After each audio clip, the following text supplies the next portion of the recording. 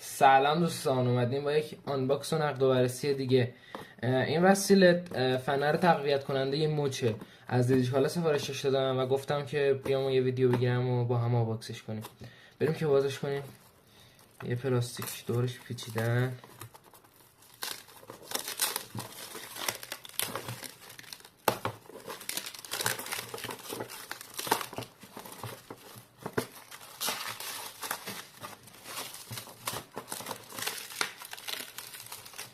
باید با قدرت پرش کنم.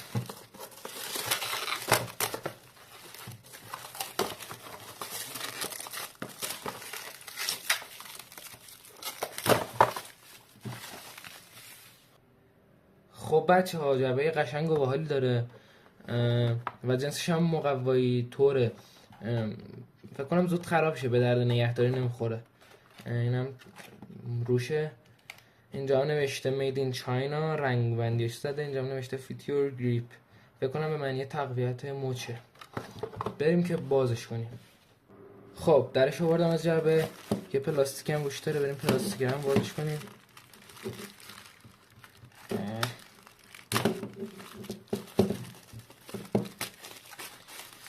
خیلی خوشگله.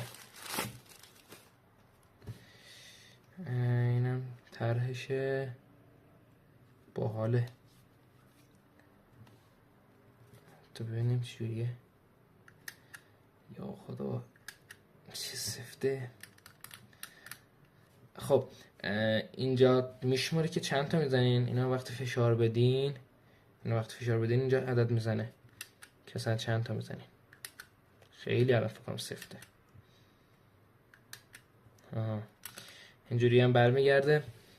اینجا هم فکر کنم پیچ های حالتاشه. مثلا الان من اینو چرخوندم، بازم بچرخونیم.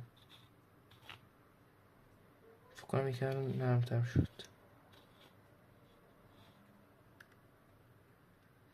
نمیدونم برای چیه، ولی فکر کنم برای سفت و شل شدنشه. با اینم تکون میخوره. آها نه، با این پیچش کم و زیاد میشه. کش نرم باشه یا سفت.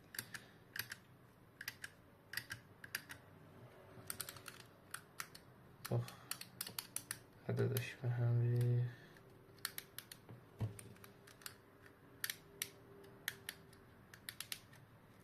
چجوریه؟ چرا پس به هم ریخت؟